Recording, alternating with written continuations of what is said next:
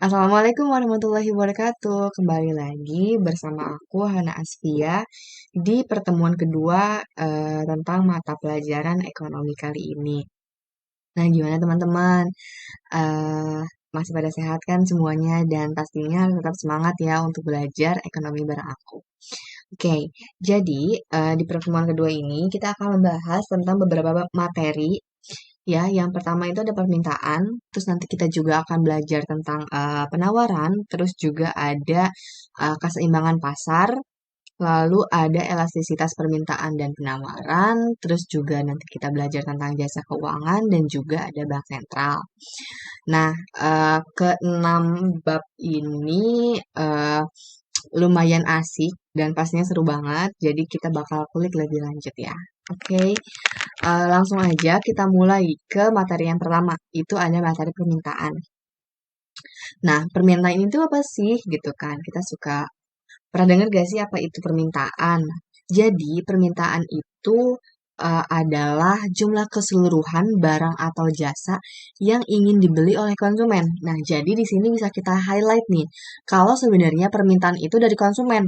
Nah, kita nih sebagai manusia, kita pasti butuh makanan, kita butuh nasi, kita butuh ayam, kita butuh ikan, kita butuh untuk cukur rambut misalkan. Nah, itu adalah permintaan-permintaan kita yang dari konsumen. Nah, itu disebut dengan permintaan. Kita mau beli ayam, berarti itu permintaan terhadap ayam. Nah, contohnya nih kayak di gambar ini. Ini ada ibu-ibu lagi mau beli ayam gitu kan di pasar. Nah, ini adalah salah satu contoh permintaan. Kenapa? Karena si ibu ini mau beli ayam, permintaan terhadap ayam gitu ya. Nah, jadi selain itu, permintaan itu nggak hanya barang, teman-teman, bisa juga berupa jasa. Kayak misalkan jasa potong dan cukur rambut, kan misalkan gitu. Atau jasa taksi online. Nah, itu termasuk ya permintaan gitu. Dan di sini bisa dilihat pada berbagai tingkat harga gitu kan. Kan masing-masing apa ya barang atau jasa itu kan memiliki harganya beda-beda gitu. Nah, selanjutnya ada hukum permintaan. Nah, jadi hukum permintaan itu sebenarnya gampang gitu. Ketika semakin turunnya harga, ya, maka semakin banyak jumlah barang yang diminta. Dan sebaliknya, semakin naik harga, semakin sedikit jumlah barang yang diminta. Artinya apa? Jadi, kalau misalkan harga ayamnya itu aslinya 30.000 misalkan satu ekor. Nah, terus si ayam ini dibeli oleh 10 ibu-ibu nih misalkan ya. Nah, tapi ketika harganya itu naik misalkan jadi 50.000, maka orang-orang akan mikir, ngapain gue beli ayam gitu kan. Maka permintaan si ayam itu akan turun gitu ya. Jadi ketika harganya naik, maka permintaannya akan turun gitu ya permintaan barang atau jasa tersebut.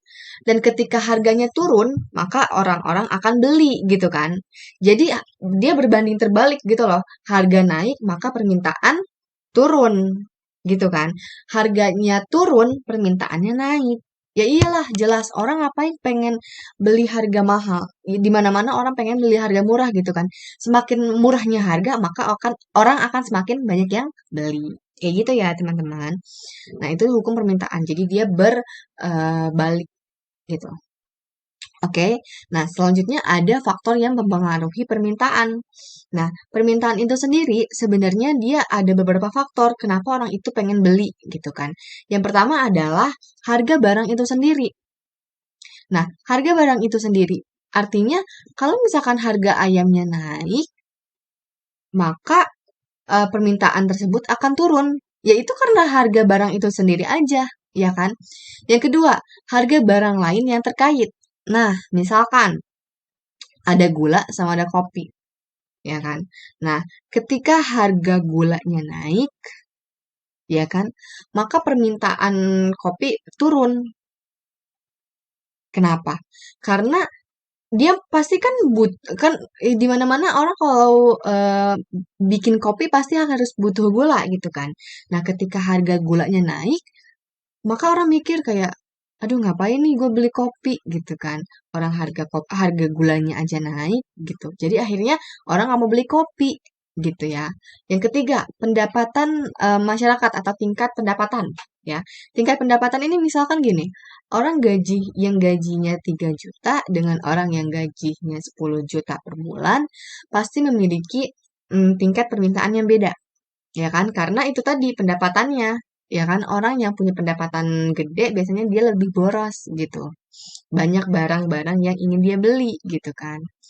Nah, selanjutnya ada keempat, selera masyarakat.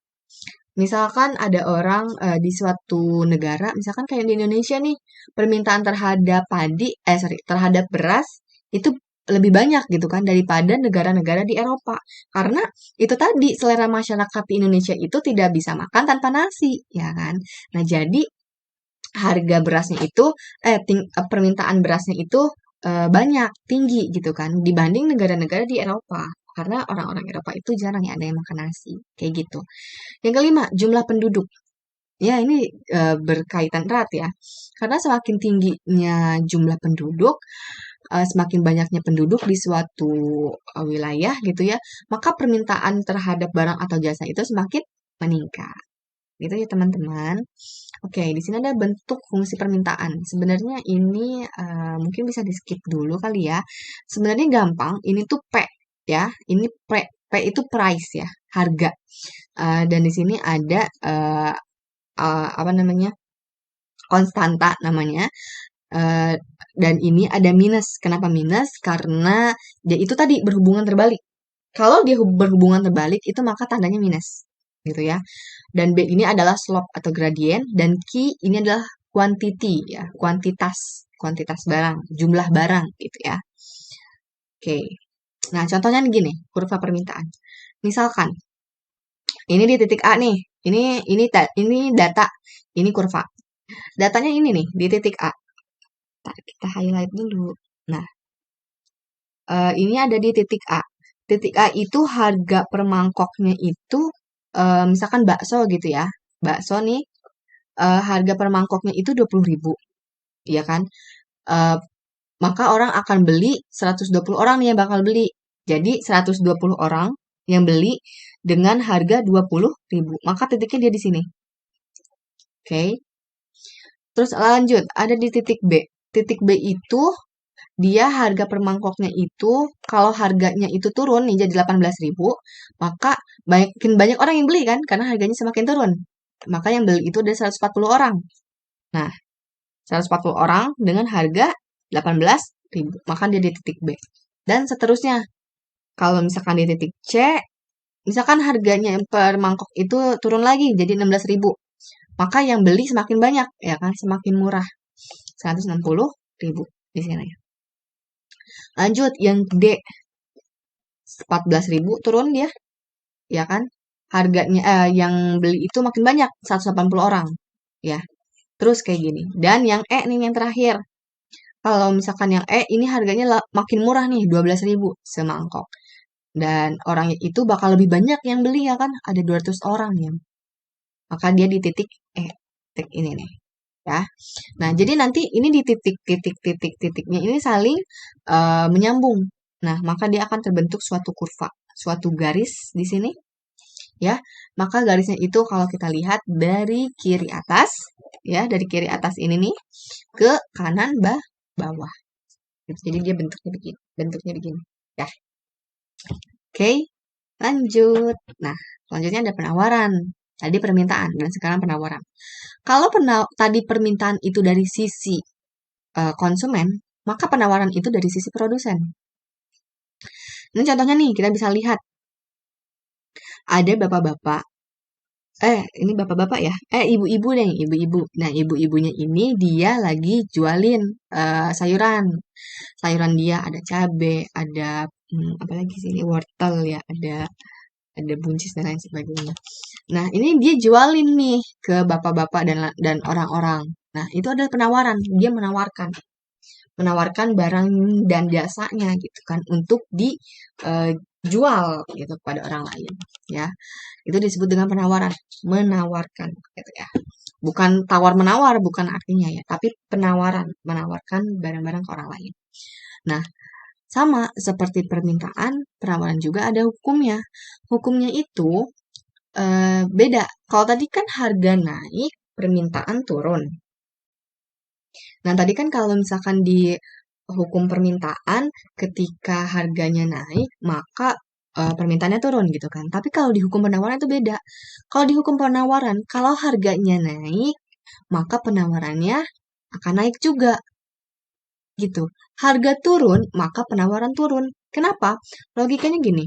Ketika harga barangnya itu misalkan gini deh, kayak zaman dulu nih, ada namanya batu akik ya kan.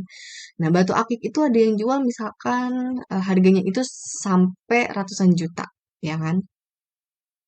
Nah, maka orang bakal banyak nih yang jual, ya kan? Karena itu kesempatan bagi penjual. Karena harga nih lagi naik-naiknya nih, gue jual-jualin nih batu akik gitu kan. Nah, itu contohnya. Terus juga contohnya ada masker gitu kan ya, yang ketika pandemi. Orang lagi butuh-butuhnya masker gitu kan. Maka harganya kan naik ya kan, harga masker itu naik. Maka penawaran akan masker itu juga naik. Banyak juga kan orang yang jual-jual masker ya kan, ada yang buka usaha dan lain sebagainya. Nah, itu adalah salah satu contohnya dari penawaran gitu. Jadi ketika harganya naik, maka penawaran terhadap barang itu juga naik gitu. Makin banyak orang yang menawarkan. Namanya juga penjual gitu kan, dia pengen laku, pengen laku, pengen laku gitu kan. Nah, itu dia ya hukum penawaran. Nah, faktor-faktor apa aja sih yang mempengaruhi penawaran? Yang pertama harga. Ya, harga tadi ya. Harga ketika harga masker naik, maka penawarannya naik. Terus yang kedua, biaya produksi. Kalau misalkan biaya produksinya naik, misalkan eh, dia memproduksi tadi masker, ya, memproduksi masker, tapi harga kainnya itu atau harga bahan bakunya lah gitu naik, maka dia si penjual bakal menurunkan ya kan, menurunkan stok untuk memproduksi masker karena biaya produksinya naik gitu. Atau misalkan tempe, perusahaan tempe gitu. Nah, perusahaan tempenya ini kedelainya naik, harga kedelainya naik, maka nanti si perusahaannya ini akan menurunkan produksi tempe gitu ya. Itu biaya produksi. Yang ketiga ada tingkat teknologi. Kalau misalkan dianya pakai mesin, terus dianya juga nggak tradisional, udah modern gitu ya, maka penawaran terhadap barang itu juga akan naik. Karena kan kalau dia pakai mesin, pasti otomatis barang-barang tersebut akan diproduksi lebih banyak gitu kan. Karena dia pakai mesin dong, lebih cepat ya kan. Maka penawarannya akan semakin banyak gitu. Terus ada jumlah produsen. Sama kayak tadi, terus juga ada kebijakan pemerintah ya, pemerintah ingin mendukung atau enggak, terus nanti ada subsidi atau enggak. Kalau misalkan ada subsidi dari pemerintah, maka penawaran terhadap barang itu akan semakin banyak gitu. Terus ada faktor alam tadi ya, faktor alam. Kalau misalkan memang alamnya mendukung untuk melakukan kegiatan produksi, maka penawarannya juga akan semakin naik. Terus yang ketujuh ada prediksi produsen eh, kondisi masa depan, tentang kondisi masa depan ya. Jadi kalau misalkan produsen yang ngelihat, oh kayaknya eh, 2 tahun lagi orang udah nggak mungkin nih pakai masker gitu kan. Maka penawaran terhadap masker mungkin akan turun gitu kan. Maka nanti produsen akan mikir gitu, oh kayaknya gak cocok nih 2 tahun lagi saya jualan masker kayak gitu. Jadi ada prediksi gitu oleh si produsennya di masa depan itu akan seperti apa. Oke, ini ada bentuk fungsi penawaran. Sebenarnya sama aja. Kalau fungsi penawaran cuman ada perbedaan di sini, di tanda plus. Tadi kan kalau yang itu minus ya. Kenapa minus tadi? Karena dia berbanding terbalik. Naik, turun gitu kan. Harga naik, permintaan turun. Tapi kalau di fungsi penawaran, dia positif. Kenapa? Karena ketika harga naik, penawaran naik. Jadi dia sama-sama positif gitu. Ya. Oke, kita lanjut. Nah, ini sebenarnya sama kayak tadi kurvanya. Cuman kurvanya dia berbeda. Kenapa? Kita lihat dari titik A, ya harga per mangkok bakso itu misalkan harganya 20.000 dengan jumlah yang ditawarkan itu 200.000. 200 mangkok gitu ya, sorry. Maka kita lihat di sini 200 ya, 200 mangkok dengan harga 20.000. Dan seterusnya nih 18.000 ya harganya, maka yang beli akan semakin maka penawarannya akan semakin sedikit ya. Terus sampai sini. Sampai yang titik E. 12.000 dengan harga 12.000, penawarannya 120 mangkok aja. Nah, jadi kalau misalkan nanti kita titik-titiknya ini kita sambungin, maka dia akan membentuk kurva yang seperti ini. Ya, dari mana ini? Dari kiri bawah ke kanan atas. Gitu. Oke, selanjutnya kita akan membahas tentang keseimbangan pasar. Ya, pasar itu membutuhkan namanya keseimbangan. Ya, nah keseimbangan pasar itu ada elastisitas. Ya, ada elastisitas permintaan dan penawaran. Elastisitas itu apa sih sebenarnya ya? Tadi kita udah belajar deh tentang permintaan dan penawaran, tapi di sini ada namanya elastisitas. Nah, elastisitas, namanya juga elastisitas, elastis ya, elastis. Contohnya gini, ketika harga beras naik, misalkan harga beras itu tadi 7.000, naik ke 8.000, maka orang akan tetap beli nggak beras? Tetap, ya nggak? Mau nggak mau, suka nggak suka, orang pasti beli beras. Kenapa? Karena beras adalah kebutuhan pokok. Minyak naik, pokoknya barang sembako naik, itu nggak akan merubah masyarakat untuk membeli kebutuhan itu. Karena itu adalah kebutuhan yang pokok. Tapi bedain sama misalkan harga mobil tadinya 150 juta, terus naik jadi 200 juta. Maka orang akan mikir, ogah ngapain beli gitu kan. Karena termasuk barang mewah. Kalau barang mewah itu sifatnya itu elastis. Jadi dia tuh gampang gampang apa ya istilahnya? Gampang ketarik gitu. Tapi bedain tadi sama barang pokok. Dia itu ketariknya dikit, nggak banyak. Ya kan? Karena dia itu kebutuhan pokok. Orang pasti butuh banget. Beda sama tadi barang mewah gitu ya. Jadi elastisitas itu bayangkan saja seperti karet. Semakin elastis ya, maka barang itu semakin mewah gitu. Makin yang ya udah bodo amat orang masyarakat itu nggak terlalu peduli terhadap hal itu. Tapi bedain tadi kalau barang pokok pasti dia inelastis, dia dikit renggangnya gitu ya. Oke, kita belajar tentang struktur pasar nih ya. Pasar-pasar di dalam ekonomi itu banyak macamnya. Ya, ada pasar apa nih? Kita bisa lihat ada 4 pasar, ya. Ada namanya pasar persaingan sempurna atau PPS, ya. Nah, contohnya itu apa? Ini tukang gorengan. Sebenarnya pasar persaingan sempurna ini bisa dikatakan nggak ada, ya. Tapi contoh yang mendekati itu adalah gorengan, contohnya. Kenapa? Pertama, jumlah produsennya banyak. Sering kan kita lihat di jalan banyak yang jualan gorengan. Nah, itulah salah satu contoh dari ciri-ciri pasar persaingan sempurna. Banyak ya kan produsennya. Terus dia itu tipe barang itu sama. Ya enggak? Yang jual gorengan pasti apa aja sih? Tahu, bakwan, ya kan? Molen dan lain sebagainya. Itu sama. Orang jual gorengan, ya tipe barangnya homogen gitu. Terus dia nggak ada hambatan untuk masuk keluar pasar. Iya, kenapa? Semua orang bisa kok jualan gorengan gitu ya, pakai gerobak, terus nanti mereka membuat resepnya gitu kan. Orang tahu gitu cara membuat gorengan seperti apa. Itu eh, pasar persaingan sempurna.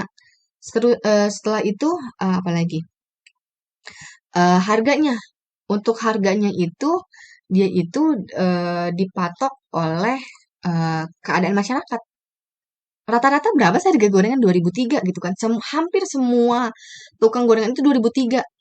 Ya kan paling dulu 2003 ya, sekarang mah udah 1001 ya. Dulu masih 2003 zaman saya SMA. Sekarang 1001. Hampir nggak sih setiap daerah kayak gitu? Iya, harganya sama, terus apalagi jualannya sama, terus resepnya juga informasi tentang eh, resep gorengan tersebut juga tahu gitu kan semua orang. Nah, itu yang disebut dengan pasar persaingan sempurna. Terus selanjutnya ada pasar monopoli nih. Nah, di sini dulu ya. Monopoli. Kalau monopoli, itu contohnya PT KAI, Kereta Api Indonesia, komuter lain, ya. Nah, di pasar monopoli ini, ya, PT KAI itu komuter lain, itu kenapa disebut dia dengan monopoli? Karena dia cuma satu, cuma ada satu di Indonesia dan cuma PT KAI doang gitu yang menyediakan jasa kereta api gitu ya. Nah, selanjutnya ada apa lagi nih? Selanjutnya ada pasar oligopoli nih. Ya, pasar oligopoli ini contohnya nih kita bisa lihat di gambarnya itu pabrik rokok ya. Kenapa pasar ini disebut pasar oligopoli? Ya, karena dia ini ya contohnya rokok di Indonesia tuh ada apa aja sih mereknya? Ada Gudang Garam, ada Jarum ya kan, ada apa lagi? Kretek dan lain sebagainya. Nah, dia itu satu nih pabriknya rokok, tapi banyak macam-macamnya gitu ya. Dan yang jual cuman beberapa. Ya, di Indonesia tahulah kita siapa aja gitu kan yang jualan rokok. Terus selain rokok ada shampoo ya. Shampoo tuh ada Pantene, ada Dove, ada Clear. Nah, yang jual tuh itu lagi aja kan. Nah, jadi produsennya itu hanya ada beberapa gitu. Tapi yang beli sangat banyak gitu kan. Nah, abis itu tadi apa namanya? Barangnya sama, homogen ya, cuman satu, sampo aja tapi banyak mereknya, rokok aja tapi banyak mereknya, kayak gitu. Nah, selanjutnya ada pasar persaingan monopolistik nih. Pasar persaingan monopolistik ini dia yang jual banyak, lebih banyak daripada si oligopoli. Kalau persaingan monopolistik itu dia banyak, contohnya kayak sepatu. Sepatu itu kan banyak ya di Indonesia. Siapa aja bisa deh kayaknya yang buat sepatu gitu kan. Ada sepatu impor, ada sepatu yang apa namanya buatan lokal ya kan. Terus kalau di buatan lokal ada kayak sepatu kulit ya dari Cibaduyut. Terus kalau misalkan apa sepatu luar tuh ada kayak Adidas ya kan, ada Nike, ada Reebok dan lain sebagainya.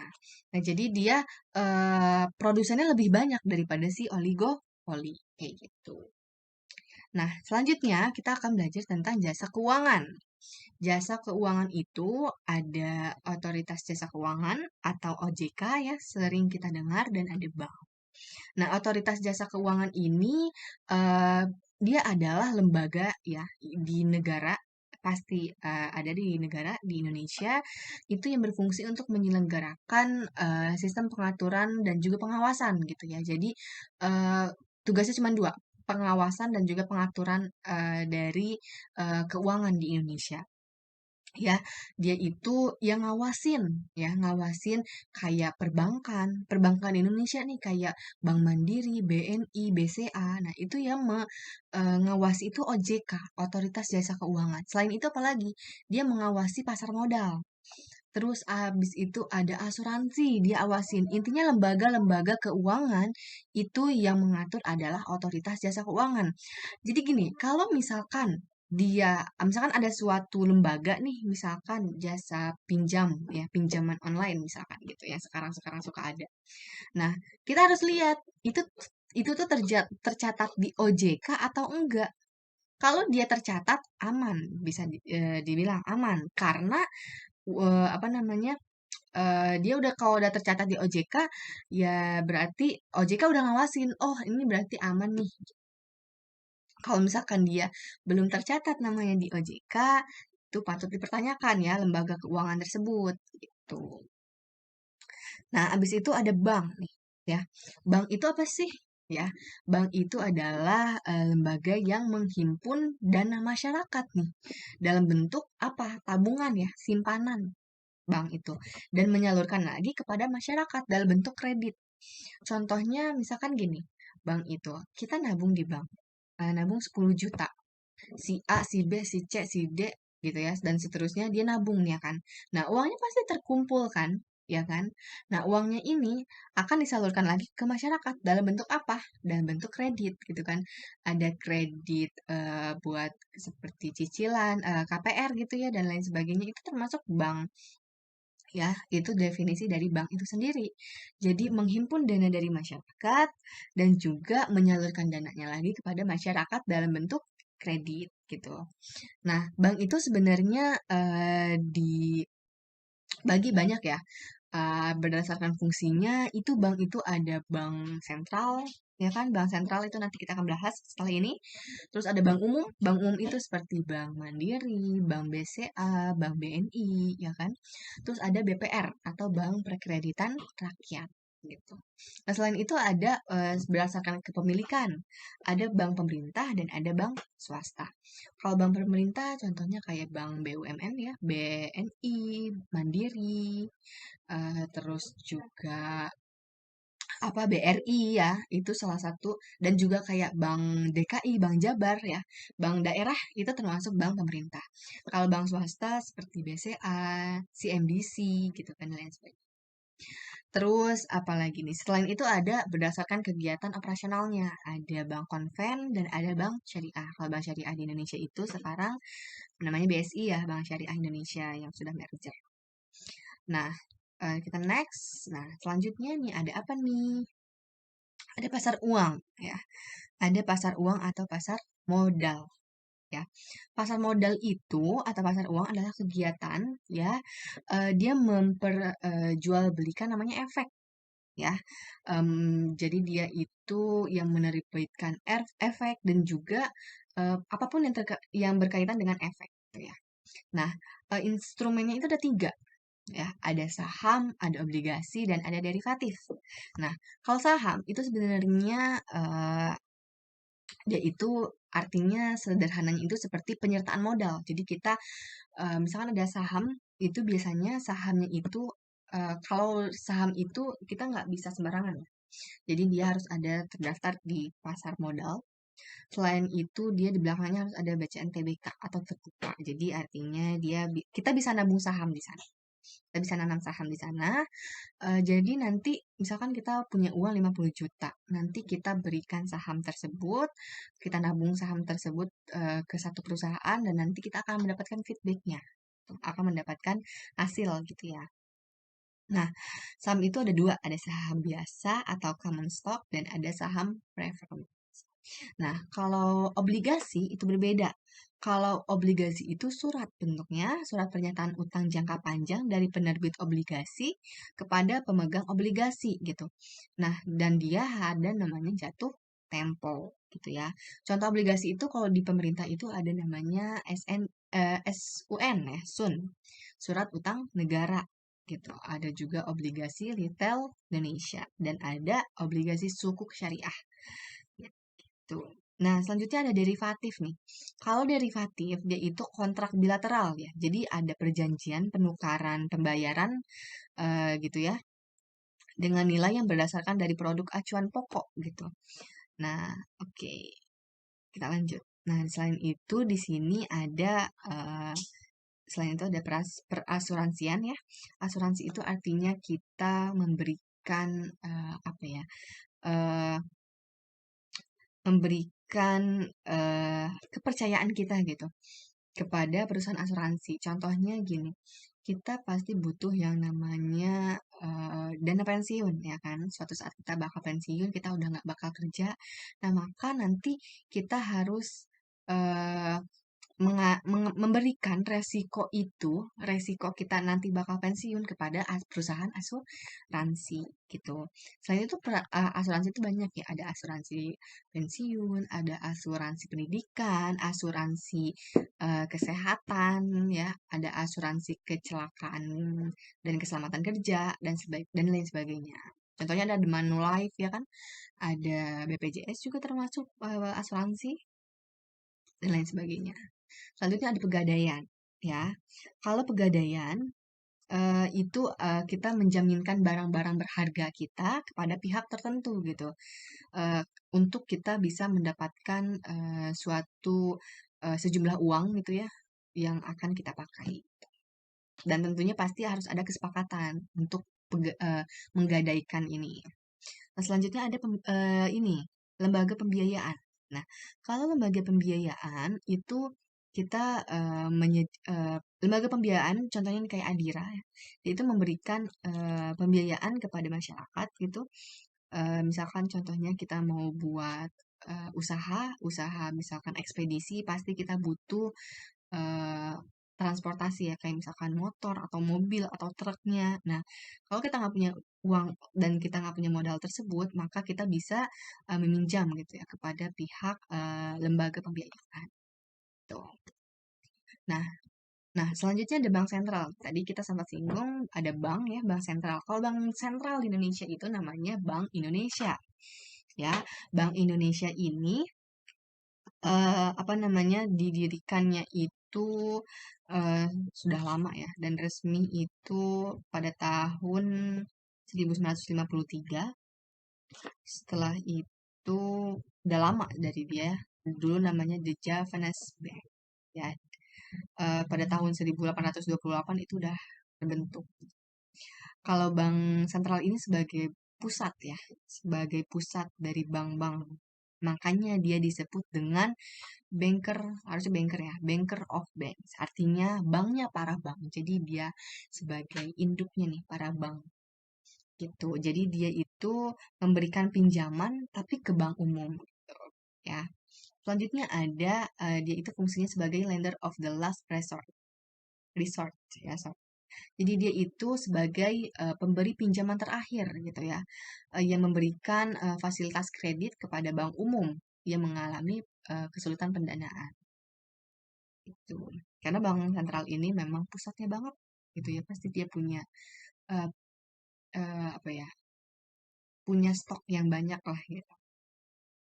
Oke, nah selanjutnya ini ada alat pembayaran. Ya, alat pembayaran itu ada dua, ada yang tunai dan non tunai. Dan sekarang yang saat ini nih, di saat era digital saat ini, pasti kita lebih banyak ke non tunai ya. Ada OVO, ada GoPay, ada Giro dan lain sebagainya. Tuh. Dan uang tunai pun banyak sekarang ya. Ada uang kertas dan ada uang logam itu.